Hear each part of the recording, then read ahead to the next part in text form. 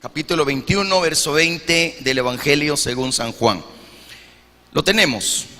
Volviéndose Pedro, vio que le seguía el discípulo a quien amaba Jesús, el mismo que en la cena se había recostado al lado de él y le había dicho: Señor, ¿quién es el que te ha de entregar?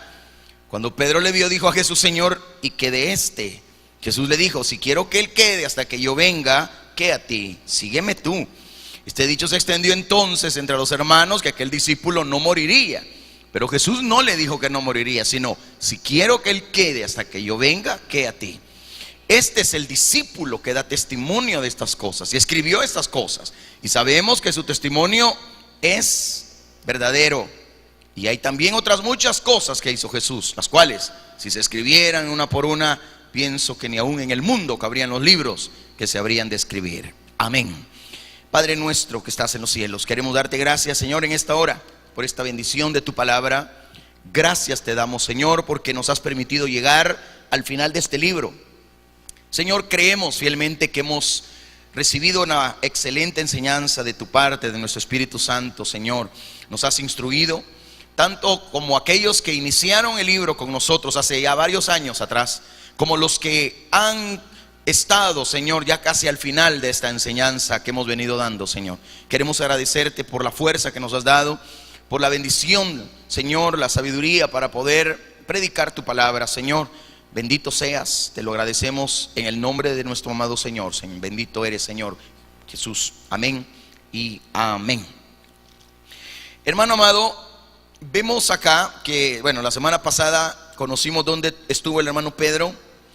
Vimos y supimos más o menos de alguna manera pues todos los sufrimientos que el apóstol recibió, dando cumplimiento a la palabra del versículo 18 del capítulo 21, donde el Señor le dijo: cuando eras más joven te ceñías, ibas a donde querías, mas cuando ya seas viejo extenderás tus manos, te ceñirá otro y te llevará a donde no quieras.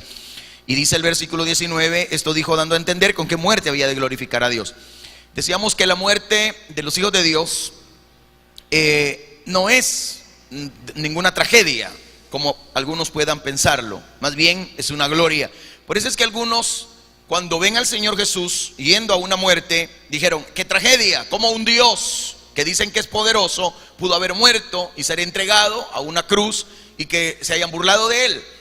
Pero ya él lo había declarado, lo había dicho claramente, que su muerte era para glorificar a su Padre, ya que el objetivo principal del Señor Jesucristo siempre fue glorificar a su Padre Celestial. Y ese debe ser también nuestro objetivo. Todo lo que hagamos, dice la palabra, de hecho o de palabra, debemos hacerlo para la gloria de Dios. ¿Cuántos dicen amén? Así que si comes o bebes, hay que hacerlo siempre para la gloria de Dios. Entonces, la muerte de Cristo, como la muerte de Pedro y los demás apóstoles, no fue una tragedia. Al contrario, fue para gloria y honra del Dios de los cielos. Ahora, vamos al versículo 20, donde dice acá: volviéndose Pedro, vio que le seguía el discípulo a quien amaba a Jesús, el mismo que en la cena se había recostado al lado de él y le había dicho: Señor, ¿quién es el que te ha de entregar? Hermano amado, fíjese que de alguna manera dice que se volvió Pedro, y acá vemos que el Señor ya le había dicho a él en el verso 19: Pedro, sígueme. Literalmente el Señor le estaba diciendo: continúa siguiéndome, Pedro. Inmediatamente Pedro empezó a seguir a Jesús, tal como lo había hecho antes de su infame negación. Sin embargo, por un momento Pedro quitó los ojos del Señor. Mire, acababa de ser restaurado, acababa de ser reconvenido, le acababan de dar una comisión al apóstol Pedro, y de repente, al ver que venía detrás de ellos el hermano Juan, se le suelta otra vez la lengua al hermano Pedro, ¿verdad?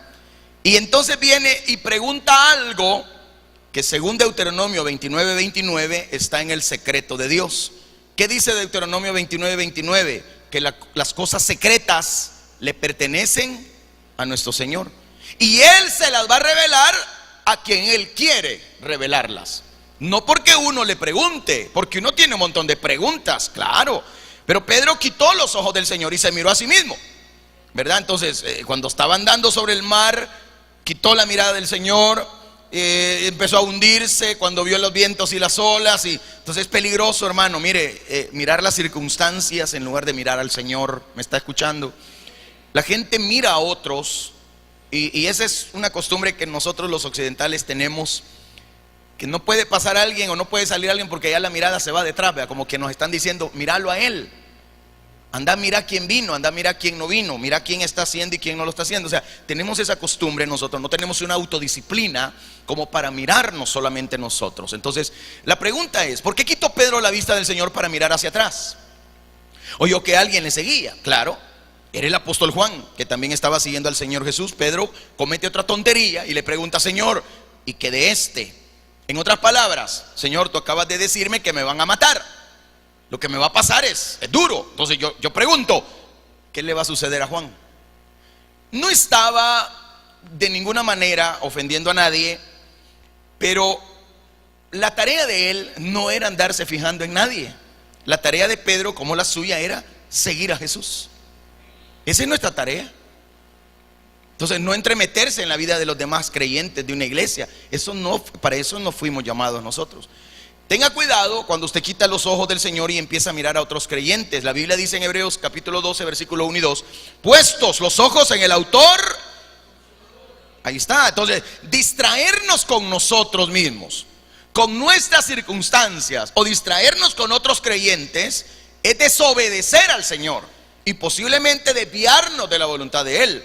Hay que mantener los ojos de la fe en Él y solo en Él. Ahora, no estamos diciendo, hermano, que vamos a menospreciar a los demás y no vamos a estar al cuidado de lo que nuestros hermanos sufren. Pero lo que menos se hace muchas veces es eso, ver quién está sufriendo.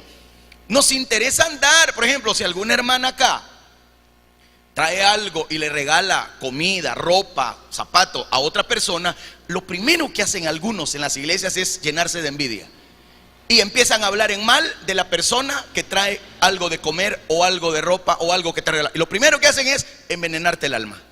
Te ponen en contra de la otra persona. ¿Para qué? Para que la otra persona ya no te dé nada. ¿Te has fijado que eso es bien común en las iglesias? Hay gente envidiosa, gente chismosa, que se encarga no de evangelizar a nadie, pero de destruir a las iglesias. En lugar de traer gente a la congregación, lo que hacen es sacarla, empezar a hablar de los demás, empezar a ver si peca o no peca, cuando a nosotros no nos llamaron a ver si ellos están pecando.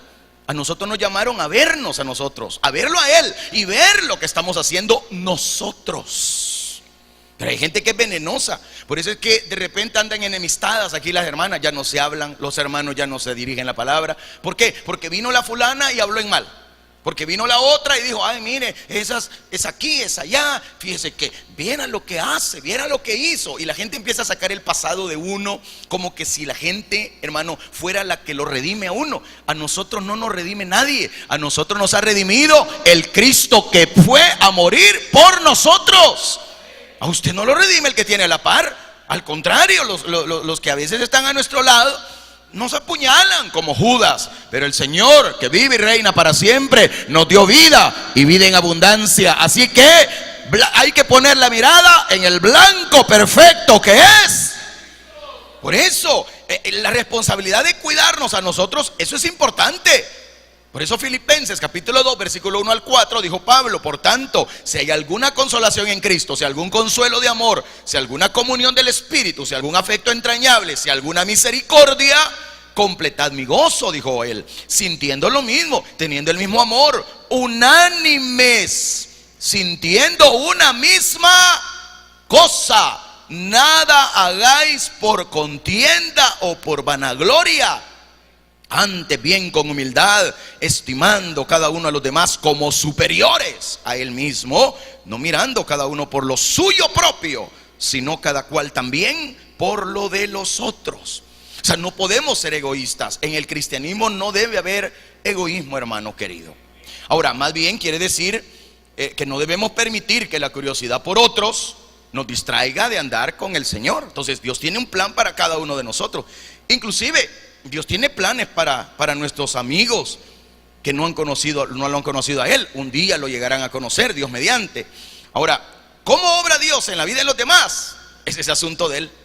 ¿Cómo Dios va a salvar a alguien? Es ese asunto de Él. O sea, nuestra tarea es seguirle, y según Él nos vaya guiando, así vamos a ir caminando. Por eso dice Pablo, Romanos 14, versículo 1 en adelante: recibid al débil en la fe, pero no para contender sobre opiniones, porque uno cree que se ha de comer de todo, dice. Otro que es débil come solo legumbres. El que come, dice Pablo, no menosprecia al que no come, y el que no come no juzga al que come, porque Dios le ha recibido, dice el apóstol. Esto tenía que ver con la cuestión de los débiles en la fe, los pecados de conciencia. Hay gente que se enoja que alguien coma pupusas, o que coma chicharrones, o que coma, y si eso le gusta, ¿y qué va a hacer, pues? Hay gente que se enoja porque usted se ponga un buen par de zapatos. ¿Y cuál es el problema? Pues no para eso trabaja, pues. Hay gente que es envidiosa, gente que no puede ver zapatos bonitos en patas ajenas. Ya le cambié el dicho. Hay gente envidiosa, parece 100 pies, quiere más. Quiere más y quiere más no, o sea, ese es un problema que muchas veces se tiene en las iglesias. Y normalmente, no siempre, y tampoco estoy generalizando, pero muy a menudo son más las mujeres que compiten por zapatos y por ropa en las congregaciones. ¿Quién anda las uñas más largas y teñidas? ¿Quién carga el pelo más colocho, más murucho? ¿Quién se pinta hasta para escandalizar? Algunas parecen fosforitos, otras parecen pelo de lote. Es decir, que cada quien tiene su gusto. Entonces hay que respetar lo que cada quien quiera hacer con su pelo, con su cuerpo. El problema es cuando empezamos a ver a los demás. Entonces Pedro en este momento estaba cometiendo un error, preguntando lo que no tenía que preguntar. Y aquí viene algo que es inmensamente poderoso. Hermano amado, fíjese que dice que por ser amigo íntimo de Juan, ve usted el verso 21, cuando Pedro le vio, dijo a Jesús: Señor, ¿y qué de este? Por ser amigo de Juan, Pedro está lógicamente preocupado por el futuro de su colega. Ya el Señor había dicho cómo lo iba a glorificar Pedro con su muerte. ¿Iba Juan a acompañarlo en esa muerte? Pedro quería saberlo. Pero si bien a nosotros, si hubiéramos estado presentes, la pregunta podría habernos parecido inapropiada, o quizás apropiada, dependiendo su mentalidad. Prueba del interés amistoso de Pedro. Pero Jesús sabía que el cambio repentino que Simón había dado a la conversión indicaba que el mandato sígueme no se había grabado en el corazón, por lo menos no lo suficiente. Así que el Señor le dice en el verso 22: si quiero que Él quede hasta que yo venga, ¿qué te importa? Sígueme tú. Cuando Él dice que a ti, lo que está diciendo es: no tienes que fijarte en nadie, tienes que verme a mí, dice el Señor. ¿Cuántos dicen amén? Con esas palabras el Señor hace penetrar en la mente de Pedro el hecho de que esa curiosidad acerca del futuro de Juan debe ceder lugar a la obediencia al importantísimo mandato del Señor. Quiero mostrarle y quiero recordarle las imágenes del triclinium. Los que vinieron y estuvieron conmigo cuando les expliqué lo del triclinio, ¿se acuerdan? Donde el Señor hizo la Santa Cena, y antes o cuando lavó los pies de los apóstoles. Alguien se puede recordar ahí, y le voy a explicar por si usted no vino o por si a usted ya se le olvidó. Vea usted, este era el triclinium, esta era la mesa, que obviamente no es muy alta. Vea usted cómo ellos se sentaban. Vea, no es muy, llamémosle así, de patas grandes como ahora son nuestras mesas. No habían sillas, sino que normalmente se recostaban en cojines.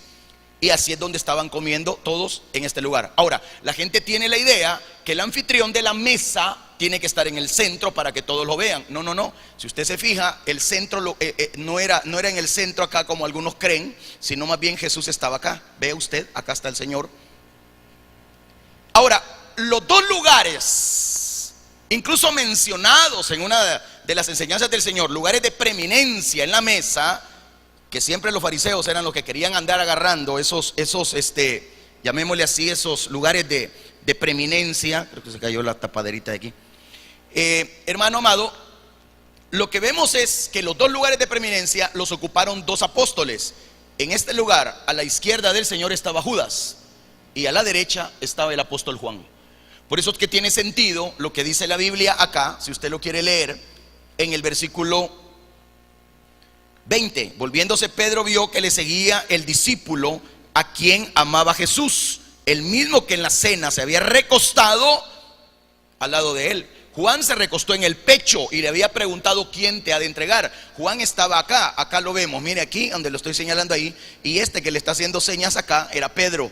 Pedro estaba en el lugar de los siervos. El siervo quedaba siempre en este lugar porque atrás de ellos estaban tinajas con agua, lebrillo, y todas las toallas y todo para lavarse, y era acá, en este lugar donde está Pedro, donde se ubicaba el siervo que lavaba los pies y los siervos que iban a traer agua o cualquier utensilio para la cena. ¿Me estoy dando a entender? Entonces, cuando vemos acá a Juan, era obvio que se pudo recostar en el pecho del Señor Jesús, y Judas estaba a su lado mojando su pan en el caldo que el Señor tenía. Como lo dice el salmista, que el que mojaba su pan en mi comida, ese me ha de entregar, dijo, era la profecía. Entonces, como puede ver usted, yo le recuerdo esto porque esto ya lo estudiamos. ¿Se acuerdan ustedes? Los que vinieron conocieron el triclinium. No hay que quitarse esa idea absurda del cuadro de Da Vinci, que parece una gran mesa de comedor como las que tenemos ahora, ¿verdad? Y el Señor en el centro, y que la Magdalena, dice, y empiezan a inventar un montón de volados absurdos. Entonces, entendamos una situación.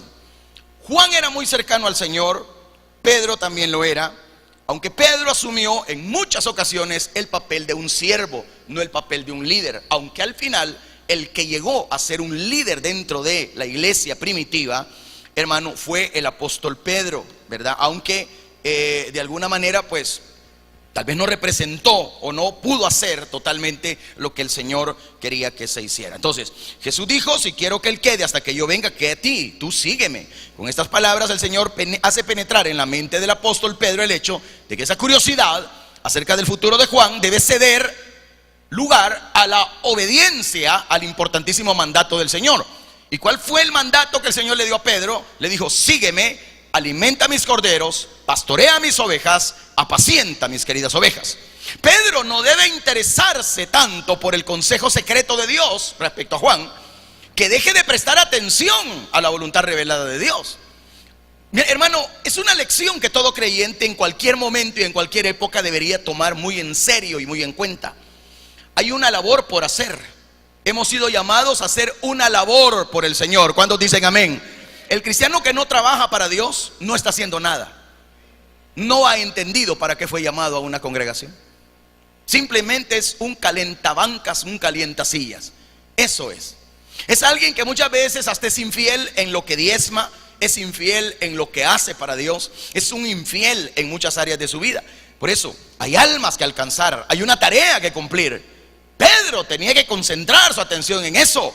Hay personas que siempre están haciendo preguntas, hacen tantas preguntas que no le prestan a su verdadera misión en la vida la cantidad adecuada de interés y energía. Hay gente que quiere preguntar todo y quiere saberlo todo. Hermano, hay un montón de cosas. Ya le dije, Deuteronomio 29 dice que las cosas secretas le pertenecen ¿a quién? ¿A quién? A veces uno pregunta y a lo mejor el predicador te puede responder en un momento dado de tu vida, pero el predicador no lo sabe todo, no lo conoce todo, porque hay cosas que Dios no se las ha revelado al predicador. Entonces, hay ocasiones en que no se debe hacer preguntas. Se ha dicho bien que el que ha sido herido con una flecha envenenada y una flecha emplumada no debería comenzar a preguntar: ¿de qué madera está hecha la flecha? ¿De qué pájaro provienen esas plumas? ¿Cómo es la persona que me tiró la flecha? ¿Negra, blanca, colorada, morada? Hay que hacer algo antes de andar preguntando bobadas. No sé si me estoy dando a entender. La gente pregunta: ¿y cuál es la voluntad de Dios? No ha leído la Biblia, por eso no conoce la voluntad de Dios. ¿Y cómo le puedo servir bien a Dios? No ha leído la Biblia, por eso es que no puede servirle bien a Dios. ¿Y cómo puedo ser mejor cada día? No has leído la Biblia. O sea, estás preguntando cosas que la misma Biblia por sí sola responde. Hoy me preguntaba a un jovencito, y lo voy a sacar a colación porque eso es importante que lo sepan también los padres. Los padres, cuando no tienen conocimiento de Dios, y muchos creyentes que también no leen la Biblia y solo pasan metidos en el televisor o en el teléfono, hermano, no tienen conocimiento de la Biblia, le dicen cualquier bobada a sus hijos. El jovencito está metiéndose en la Biblia y él muy contento le dijo a la mamá, que es inconversa por cierto, y le dice: mamá, a mí me encantaría pasar mucho tiempo más en la Biblia, y le estoy dando con todo a la lectura de la palabra de Dios. Y la mamá, en lugar de decirle: te felicito, yo no conozco al Señor todavía, pero gracias a Él vos lo estás conociendo y en la Biblia lo vas a conocer más, en lugar de eso le dijo que no la leyera la Biblia, que sí iba a ser un fan de la Biblia, un fanático quizás le quiso decir de la Biblia. Y yo le voy a explicar algo: la gente nos llama fanáticos a los que seguimos la verdad. El fanatismo no sigue ninguna verdad, sigue algo que es relativo. Vea la diferencia que hay. Un fanático sigue a un deportista, ¿o me equivoco? Un fanático sigue una bebida, sigue el ejercicio, sigue hombres o mujeres, endiosa lo que se convierte en centro de adoración para él. Como dijo el Señor, donde está tu tesoro, ahí está tu corazón. ¿Sí o no? Entonces, usted se vuelve fanático de algo que es relativo. Hoy está, mañana ya no está. Estoy dándome a entender. Pero el cristianismo no es de fanáticos. El cristianismo no sigue una ilusión, no sigue algo relativo. Al contrario, el cristianismo, el hombre de Dios, la mujer de Dios, el que lee la Biblia, no se está volviendo fanático de algo ilusorio. Al contrario, se vuelve un devoto, se vuelve un adorador en espíritu y en verdad. El que lee la Biblia, el que pasa meditando en ella, será como árbol plantado junto a corrientes de agua, que da su fruto a su tiempo y su hoja no cae, y todo lo que emprenda será prosperado, dice el Salmo 1. No así los malos, que son como el tamo que arrebata el viento. La gente perversa que no lee la Biblia, que viene tal vez a la iglesia y vuelve a abrir la Biblia hasta que le ronca la gana y no le presta atención, no medita en ella, es como esa persona que es como el tamo que arrebata el viento. La cáscara del trigo se la lleva el viento, va para allá, hoy viene aquí, hoy se va para allá, hoy quiere, mañana no quiere, hoy está alegre, mañana no, hoy está triste, mañana no, hoy quiere, hoy no quiere. Y entonces empieza a ser dubitativo, empieza a ser de doble ánimo. Por eso es, hermano, que la fe se incrementa a través de la palabra. Por eso es que los apóstoles, que a pesar de haber estado 3 años con él, no habían atesorado la palabra. Pedro acababa de recibir el mandato: ven, sígueme tú, da la vida tú, deja todo lo de este mundo, porque el que ama este mundo pierde su vida, pero el que pierde su vida por causa del Señor la habrá ganado, dice la Escritura. Por eso es que aquí no hay fanatismo, aquí hay devoción, aquí hay adoración, aquí hay gloria para el Rey de Reyes, Señor de los señores. Usted no es un seguidor de un hombre, ¿o sí? Usted no tiene que andar siguiendo hombres. Los hombres hoy estamos, mañana ya no. Si las enseñanzas de un hombre, la filosofía de un hombre, hoy suenan bonito, mañana van a ser cambiadas por otra filosofía. Pero el Evangelio de Cristo, la palabra de Dios, desde el principio de los siglos, ha tenido poder, ha tenido gloria, ha cambiado familias, ha cambiado hombres y mujeres, ha traído bendición, ha traído, hermano, y ha hecho proezas, porque la palabra de Dios no está muerta, la palabra de Dios está viva. Por eso es que un fanático sigue a un muerto y a un ciego, pero nosotros seguimos a un Dios que está vivo. ¿Está entendiendo? Eso es fanatismo, andar en las ruedas, andar siguiendo paganismo, andar en procesiones, y lo digo con respeto. Eso es fanatismo, eso es idolatría. La idolatría está cimentada, hermano, en imaginaciones, en santería, en brujería, en espiritismo. Aquí no hay espiritismo. Aquí cuando se da una palabra no es adivinación, aquí es palabra bendita de Dios, es una profecía de Dios. Entonces, cuando uno predica el mensaje de la palabra, eso llega al alma. Cuando usted lee la Biblia, no es como leer cualquier libro. Usted se llena de paz, se llena de gozo. Por eso es que el salmista no se equivoca cuando dice que las palabras del Señor son más dulces que la miel que brota de un panal. Y no nos empalaga la palabra. Entre más uno lee, bueno, en lo personal yo lo puedo decir, entre uno más lee, más conoce, uno más saborea la bendición de Dios. Porque uno entre más conoce la Biblia, menos está conociendo. Porque Dios es tan extenso, tan enorme, que así como son de alto los cielos de la tierra, sus pensamientos son más altos que nuestros pensamientos. Entonces yo le dije al niño, le dije, ahí si no le hagas caso a tu mamá, mira, que vaya a ver qué se halla, le dije yo. Si ella quiere pasar el día en la televisión con las patas cruzadas, pues no se lo dije eso a él, pero se lo digo a usted, por si usted es así, que vaya a cruzar las canillas y que vaya a ver qué hace. Pero nosotros no somos de los que vamos a perder el tiempo leyendo bobadas, ni perdiendo el tiempo en otras tonteras. Nosotros leemos la Biblia porque sabemos, y el mismo Señor, yo se lo dije a él, El Señor Jesucristo te dice a ti: escudriñad las Escrituras. No dice solo lee, escudriña. Escudriña, porque en ellas os parece que tenéis la vida eterna, y ellas dan testimonio de mí, dijo el Señor. Ellas hablan de mí. San Jerónimo dijo que el creyente que desconoce las Escrituras no conoce a Cristo. Por eso es que tenemos un montón de gente aguada en las iglesias, no conoce a Cristo. Allá andan fijándose en lo que hacen los demás, para que las miran. Uno es el bobo, ¿para qué anda viendo lo que no tiene que ver? Hay que se condenen ellos. Usted sígame al Señor, sígalo a Él, véngase conmigo y andémoslo viendo a Él, porque Él sí nos lleva al cielo, los demás nos llevan a la ganadera. Los demás nos van a llevar a la parranda. No, usted siga al Señor. ¿Cuántos dicen amén?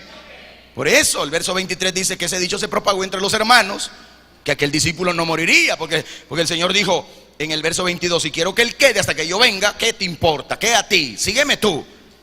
Aquí se nos introduce en la hermandad cristiana primitiva.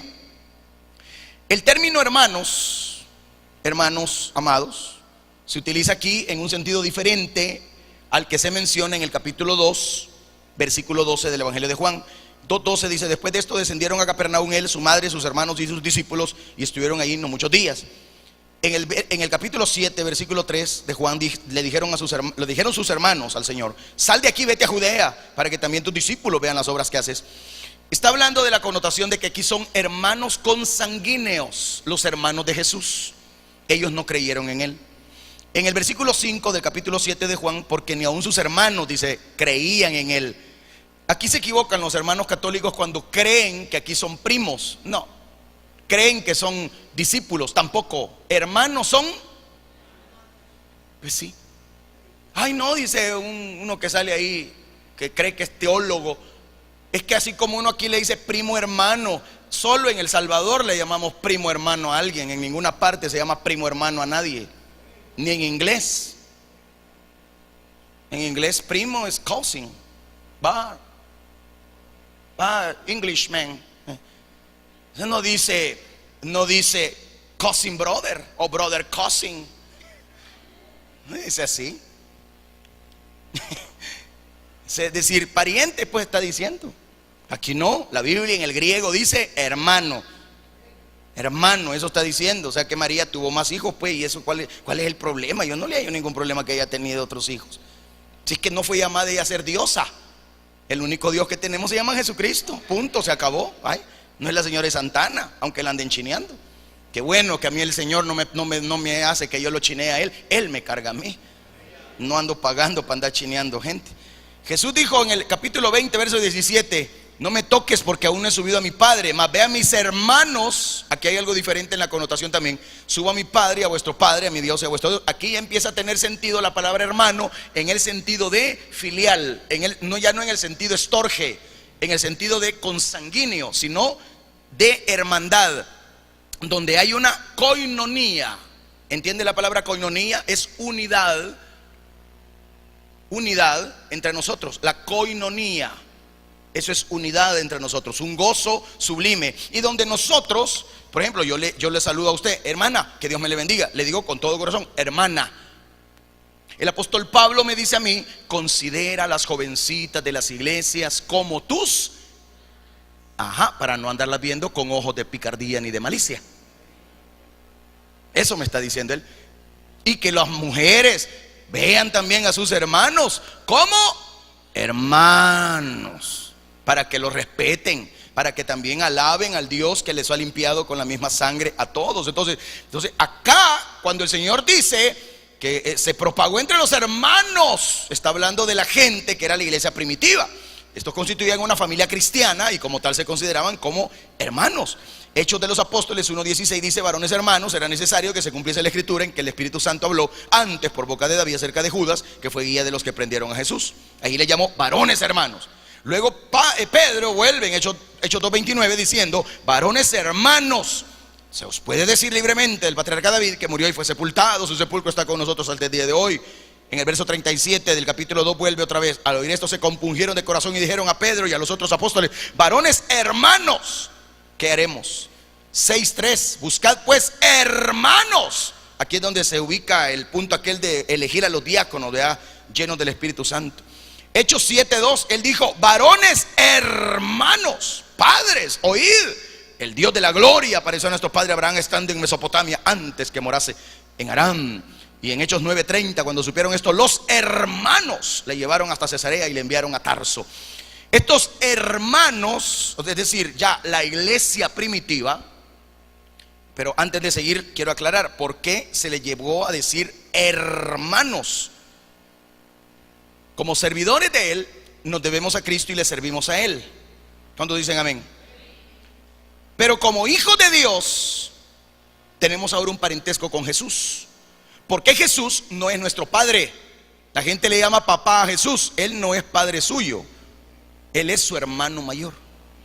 Por eso Él nos dice hermanos. ¿Está entendiendo? ¿Cómo nos llamamos nosotros? Hermanos. Y esa palabra, así como la palabra siervo, que hoy se ha rebajado tanto, porque hoy a cualquier bayunco se le dice siervo. Hemos rebajado tanto esa palabra que significa esclavo por amor, pero hoy a cualquier bayunco se le dice sierva, y moviendo el bote, siervo, y con la pacha en la mano, siervo del diablo. ¿Me entiende? Entonces, eso no es posible. Siervo, ¿qué quiere decir siervo? Es que yo soy el siervo del Dios Altísimo. Ay, cuando usted dice soy siervo del Dios Altísimo, usted está diciendo que usted va a entregar toda su vida al servicio del Señor. No está diciendo que cuando le convenga, cuando le paguen, o cuando tenga tiempo, cuando no tenga que hacer. No, todo el tiempo le va a servir al Rey. De la gente. Entonces, esta gente interpretó mal las palabras de Jesús respecto a Juan. También enfatizaron lo que Jesús no había enfatizado. Esto se da muy común en las iglesias, ¿verdad?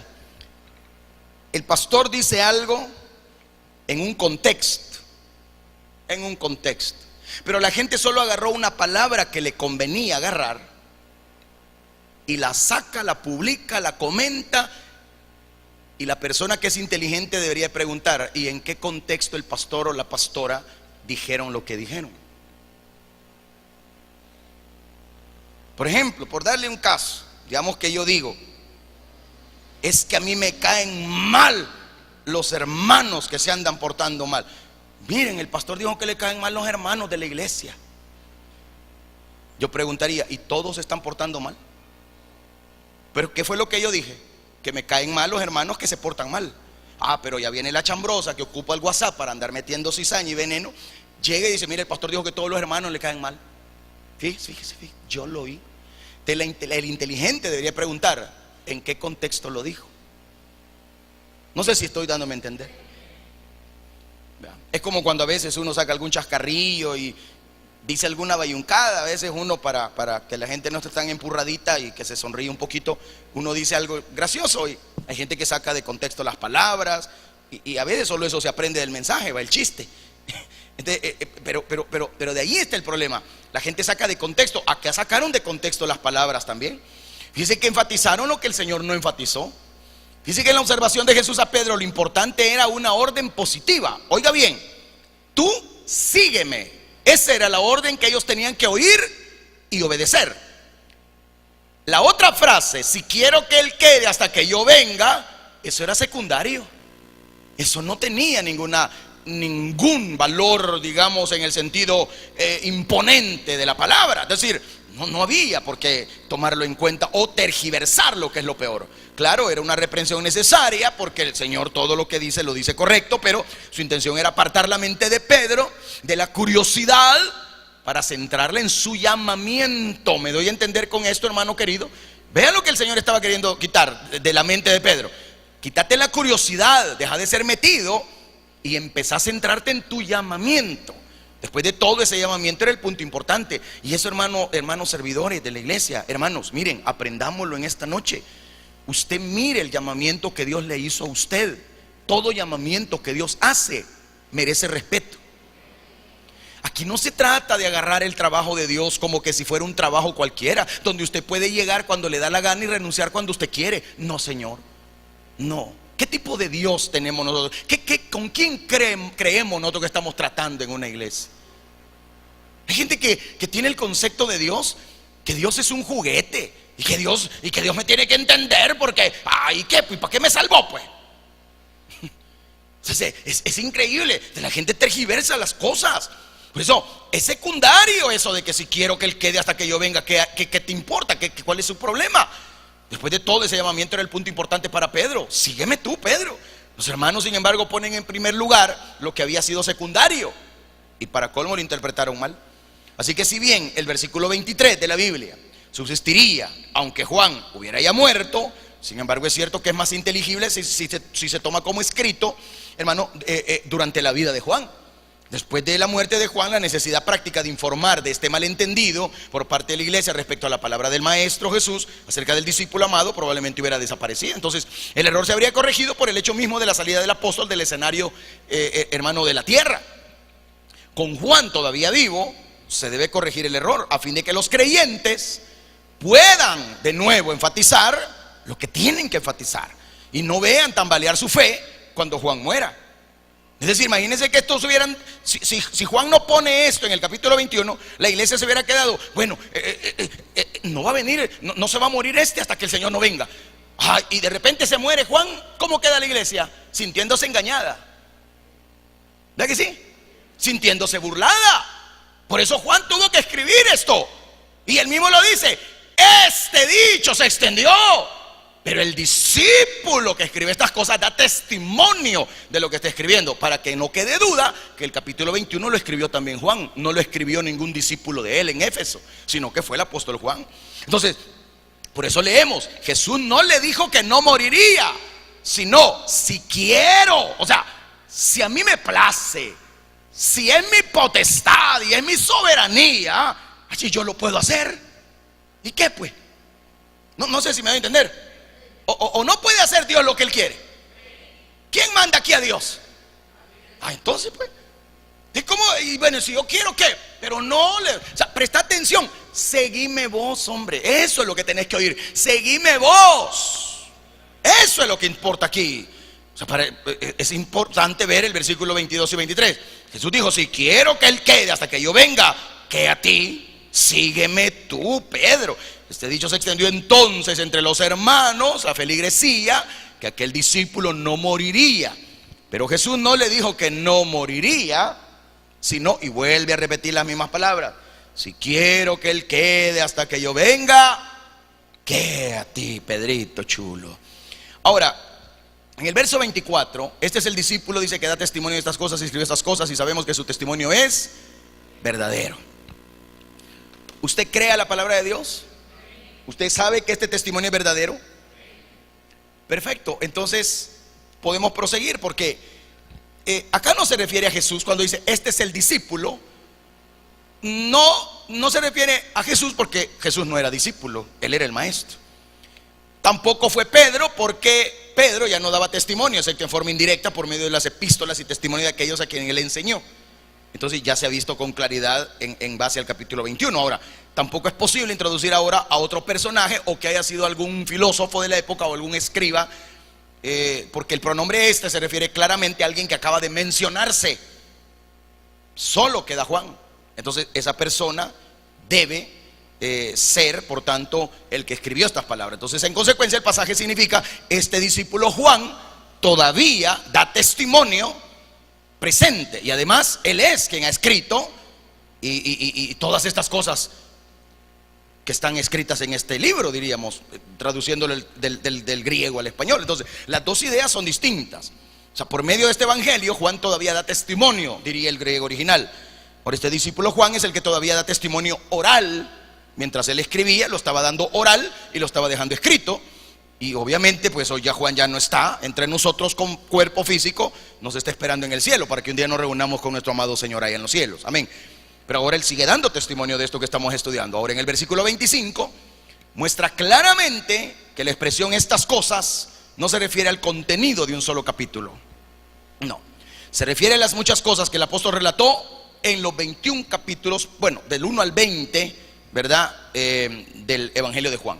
Indirectamente se refiere incluso a los hechos referidos en el capítulo 21, porque el relato de Juan y Pedro y otros discípulos, hermano, debe haberse conseguido obviamente de la boca de él, pero también tuvo una aprobación por parte de otros que estuvieron a su lado en Éfeso, donde él formó a un grupo de discípulos, quienes llevaron el evangelio al Asia Menor también. Ahora, resulta claro que otros intervinieron en la redacción del capítulo 21, en parte, no en todo, pero en parte, porque la frase dice: nosotros, ahí lo ve usted, sabemos que su testimonio es verdadero. Y cuando dice nosotros, lo usa en plural, porque tiene que haber más gente a la par del apóstol allá en la isla de Éfeso, donde él estaba escribiendo el evangelio. Entonces, algo que permanece y prevalece, llamémoslo así, en todo el evangelio, es el testimonio. Es el testimonio. Hermano amado, la iglesia hoy en día ha perdido de lado, y lo digo con mucha pena y mucha tristeza, y no me canso de mencionar esto porque es una realidad. La iglesia ha perdido el testimonio fiel. Ya la iglesia no responde realmente al llamamiento de Dios. Si Dios nos estorba el sueño en la noche, lo que hacemos es irnos a ver televisión, tomarnos un poco de leche, enchivarnos o ver qué hacer, pero no queremos hablar con Él. Yo no sé cuánto les ha pasado eso, que en la noche no pueden dormir y en lugar de ir a orar, a hablar con Dios, porque Él quiere hablar con usted, usted no hace caso. Eso denota que usted no tiene mucha comunión con Él. A veces en el día recibimos una palabra de Dios a nuestro corazón: no te vayas por este lado, y nosotros lo primero que hacemos es irnos por ese lado. No hacemos caso. El Señor nos incita: mira, levántate, anda a la iglesia. Y hoy no quiero ir. Y yo siempre he dicho que cuando usted no tenga ganas de venir, es cuando más tiene que venir, porque el diablo está estorbando y Dios está peleándose ahí para que usted esté aquí, porque una gran bendición le está esperando. Pero ¿qué hacemos nosotros? Todo lo contrario a lo que Dios nos pide que hagamos. ¿Cuántas personas en la iglesia? Yo he tenido ese conflicto que lamentablemente a veces se interpretan mal las palabras o los hechos, y viene, le molesta que se le diga la verdad, le molesta, le incomoda, pero es que la verdad así va a ser, nos va a incomodar, nos va a hacer sentir tal vez mal, pero al final es como el antibiótico para la infección: si no te lo pones, te mueres. No sé si me di a entender. Hay gente que por eso se está muriendo en lo espiritual, porque no hace caso, porque no quiere obedecer, se le dicen las cosas, no las hace. Y el evangelio de Juan siempre ha tratado precisamente de ello, del testimonio. Entonces, cuando uno mira esta situación del testimonio, que es tan grande, tan profundo, hermano, uno debe de entender que lo principal para Dios no es que hablemos tanto, sino que mostremos el testimonio de buenos creyentes que somos. ¿Cuántos dicen amén? Hermano, esto es importante, el testimonio. Pero claro, nosotros muchas veces decimos: no, que yo puedo vivir como me da la gana porque estoy en la gracia. Y hoy cuántas personas en las diferentes congregaciones quieren vivir así, ¿vean? Como les da la gana. Pero no es eso lo que la Biblia me enseña. No es eso. Entonces, al llegar a este final de este libro maravilloso, hermano, llegamos al final prácticamente del evangelio de vida. Así le podríamos llamar a este evangelio: evangelio de vida, en el cual hemos contemplado en parte, por lo menos, la gloria del unigénito del Padre, lleno de gracia y de verdad, como dice el evangelio de Juan 1:14. Esta gloria se ha visto en sus enseñanzas, mas todavía en sus señales, pero supremamente en la cruz y en la resurrección. ¿Sabe usted que la palabra testimonio en Juan aparece 36 veces? Ninguna en Marcos, y solo una en Mateo, y solo una en Lucas. O sea, pues que Juan le dio valor al testimonio, no a las palabras que se puedan decir de una boca que muchas veces es mentirosa. ¿Me doy a entender con ello? Entonces lo que estamos viendo es que esta revelación de Dios en su Hijo no solo tiene el propósito de despertar la fe salvadora en los hombres, sino que a continuación y sin interrupción de comisionarlos a ser testigos de un mundo incrédulo. Afirmando ese análisis, creemos que un énfasis descuidado en este evangelio, hermano, nos traería consecuencias a nosotros, porque un libro de la Biblia mal interpretado, mal enseñado, trae consecuencias a la vida. Por eso es que hoy vemos una iglesia que está patas arriba, porque tienen predicadores, ha tenido y siguen levantándose hombres que se están esforzando en dañar la gracia del Señor y en quitar el buen testimonio de la vida de la iglesia que se ha santificado a través de la sangre del Cordero de Dios. Entonces, cuando uno entiende la gracia, cuando uno vive la gracia, uno puede decir: Señor, tu gracia nos ha hecho libres, tu gracia nos ha salvado. ¿Qué otra cosa le podemos añadir a la gracia? Nada, porque el sacrificio de Dios todo lo hizo perfecto, todo lo hizo bien, porque Él todo lo sabe hacer. Por eso, ahí lo que usted tiene es que al final se le llama hipérbole.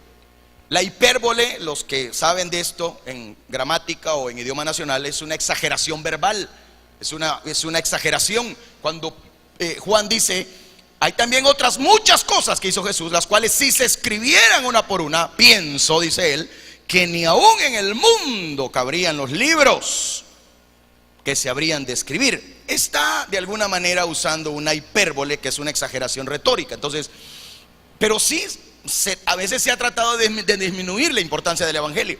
Se ha escrito como la opinión subjetiva de un escriba, pero en realidad esto es una conclusión muy pertinente. Es decir, muchísimos hechos referentes a la permanencia de Cristo en la tierra habían sido referidos en este libro. Sí, todos ellos servían para fortalecer la fe de la iglesia en la divinidad y en la suficiencia total de Jesús. Pero una vez concluido el libro, nadie debe comenzar a pensar que el relato está completo acá. Eso es lo que Juan está diciendo. No es que yo en 21 capítulos he dicho todo lo que él hizo, porque no es cierto. No está todo aquí. No está incluso en los 4 evangelios en su totalidad, los 3 sinópticos y no se puede, porque hizo tantas cosas y sigue haciendo. Después de su partida a los cielos, Cristo ha seguido haciendo tantas cosas a través del Espíritu Santo, a través de la iglesia. Cada uno de nosotros somos testigos del poder, de la gloria, de la eficiencia que el Dios de los cielos tiene, hermano amado. ¿Por qué? Porque Él sigue vivo y su reino es eterno y para siempre. Entonces, cuando uno entiende esto, hermano, no podemos realmente meter en un libro o en tantos libros todo, porque no cabría realmente. Y aunque sea una hipérbole, una gramática retórica, pues, de alguna manera es una realidad. Por eso, en una pared de una pequeña habitación, en un asilo de ancianos, obviamente, se encontraron estas palabras: si fuera tinta todo el mar y todo el cielo un gran papel, y cada hombre un escritor y cada hoja un pincel, nunca podrían describir el gran amor de Dios que al hombre pudo redimir de su pecado atroz. Y es cierto.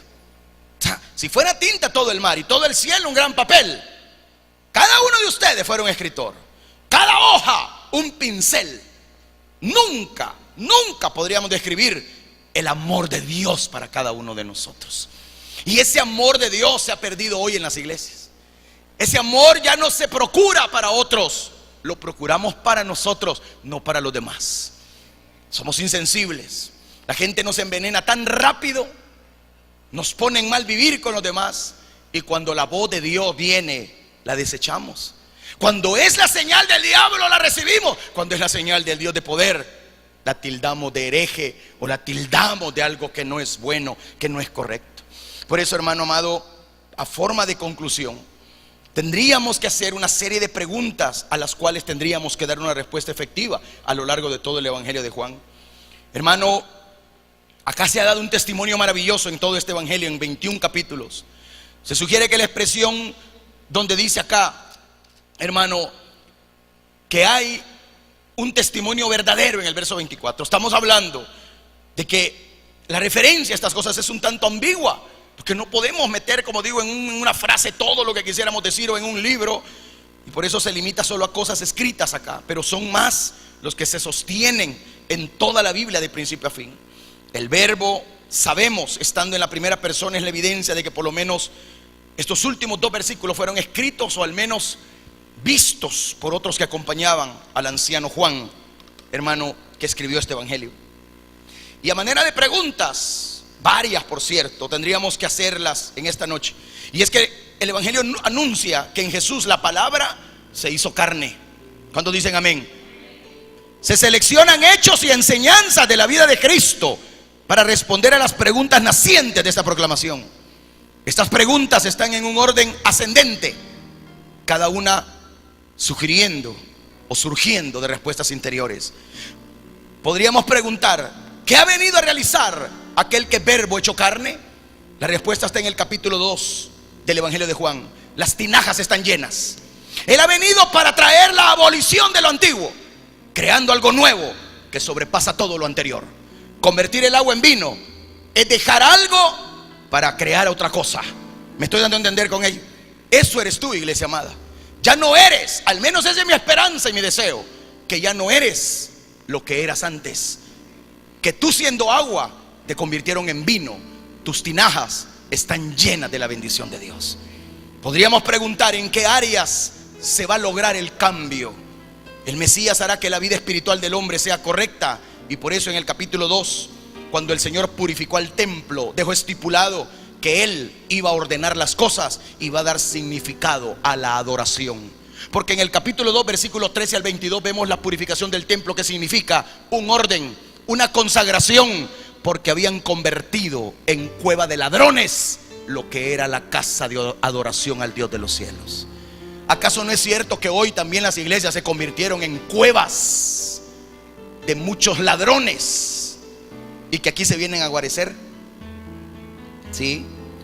Punto 3. ¿Cómo cambiaría la relación entre Dios y el hombre? Capítulo 3, versículo 1 al 21 del Evangelio de Juan nos habla de un hombre llamado Nicodemo.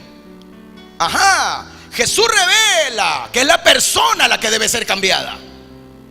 Cristo transformará a las personas una por una con un nacimiento espiritual, porque lo que es nacido de la carne, carne es. Lo que es nacido del espíritu, espíritu es. Otra pregunta: ¿es este nacimiento espiritual limitado solo a un grupo? La puerta está abierta a samaritanos como a judíos, para la mujer samaritana como para el maestro de Israel. La salvación no depende del hombre, depende de Dios. Pero vaya si no tiene responsabilidad el ser humano de guardar con temor y temblor lo que ha recibido de parte del Dios que es santo. Puesto que Jesús ya no está aquí en el mundo, ¿está todavía disponible su poder? Ay, en el capítulo 4, versículo 43, Jesús sanó al hijo de un noble. No le puso manos, no entró a su casa, lo sanó a distancia. Puesto que Jesús no está aquí, ya no hay poder. La presencia física de Jesús, perdóneme, no es necesaria para que su poder sea efectivo. Aquí no hay teléfono que sea obstáculo. Aquí, desde acá hasta Washington, desde aquí hasta Canadá, Dios ha hecho sanidades. Dios no tiene fronteras, porque todo aquel que cree, le será hecho su milagro. Para Él no hay nada imposible. Nada es imposible para Dios. ¿Cuándo dicen amén? Otra pregunta: ¿con qué autoridad hizo Jesús estas cosas, aún perdonar los pecados? ¿Por qué lo hizo? Bueno, en el capítulo 8 el Señor dijo que su papá trabaja y Él sigue trabajando. Lo acusan de hacerse igual a Dios.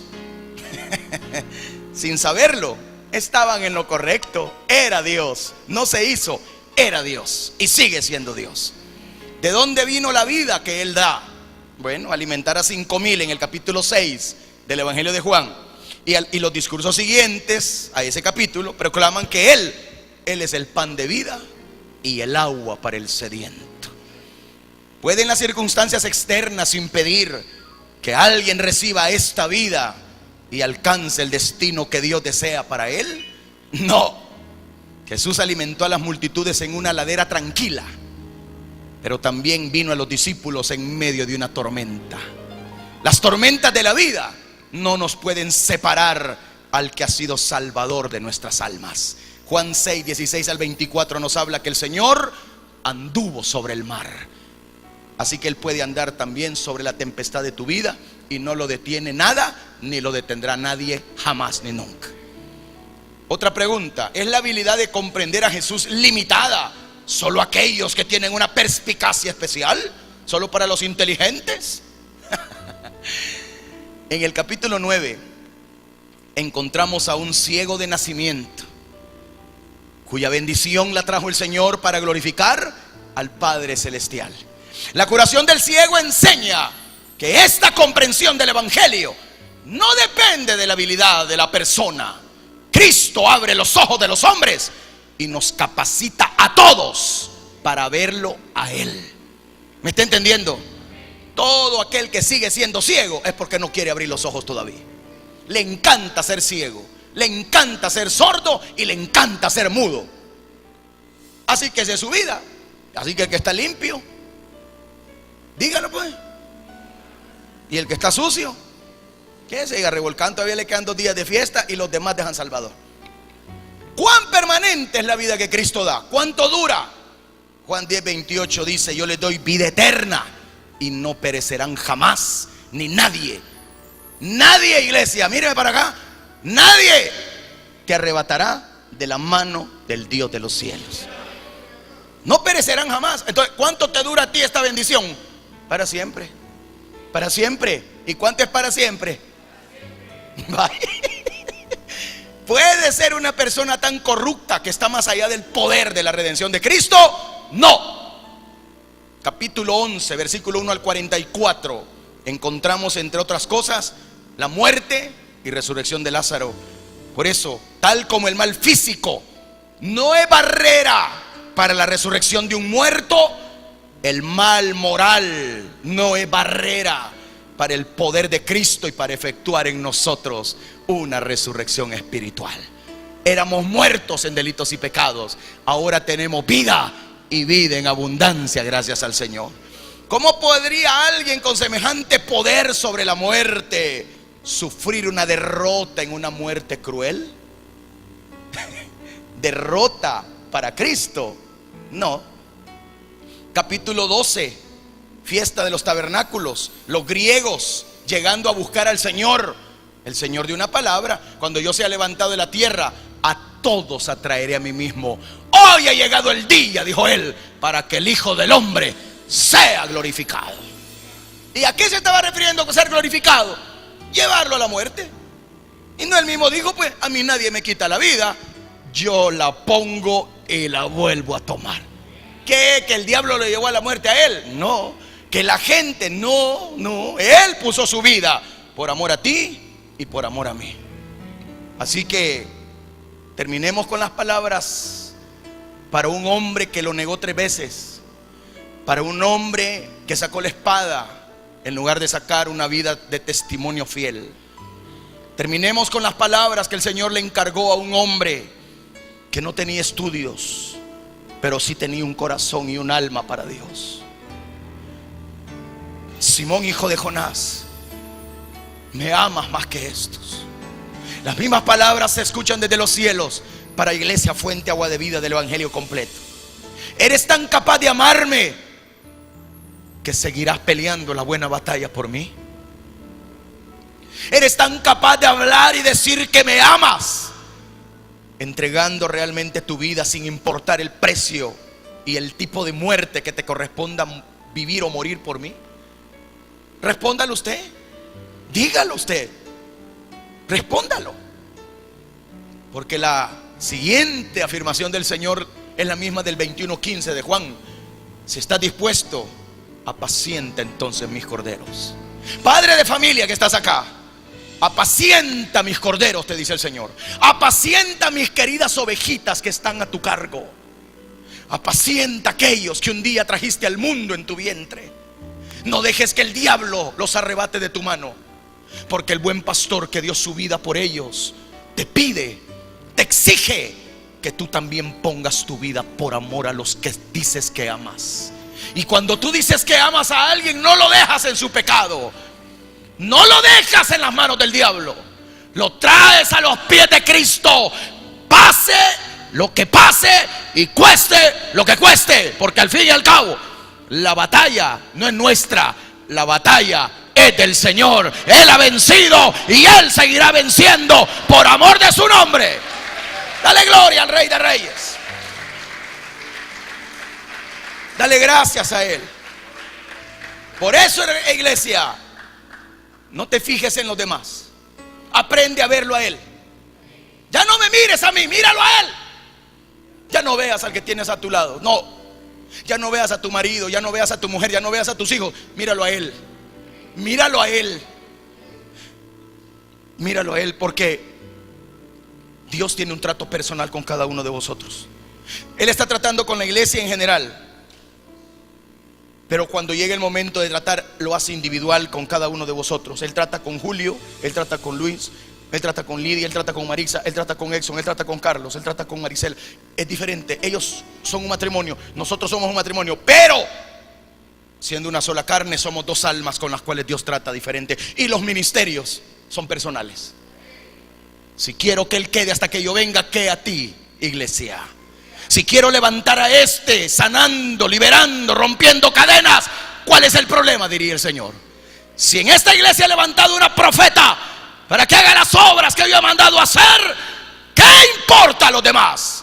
Cada quien levántese en el poder del Espíritu Santo, peleemos la buena batalla y hagamos la obra de Dios, porque pronto viene, Cristo viene, Cristo viene, Cristo viene. Dale gloria, dale gloria, dale gloria al Señor.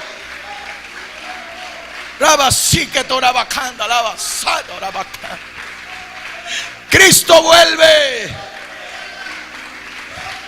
Cristo vuelve y su galardón es grande. Su galardón es grande. Bendito sea el Señor. Bendito sea el Señor. Bendito sea el Señor.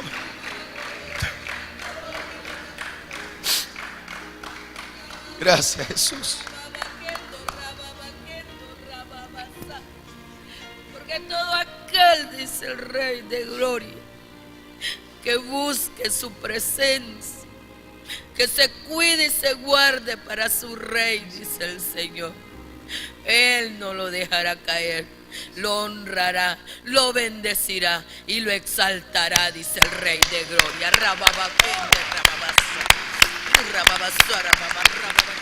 Gracias, Jesús.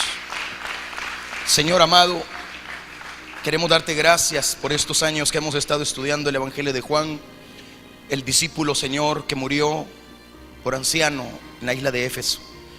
Señor, gracias porque Él nos dejó un legado en este Evangelio y nos ha enseñado tanto a través de sus escritos, de su testimonio.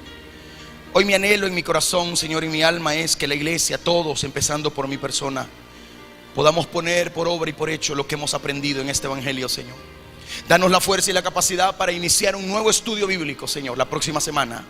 Si tú no has venido por nosotros aún, danos entonces la capacidad, Señor, para poder estudiar, conocer, aprender de ti, enamorarnos más de ti, Señor, y sobre todo ser hacedores de esta palabra, Señor mi Rey.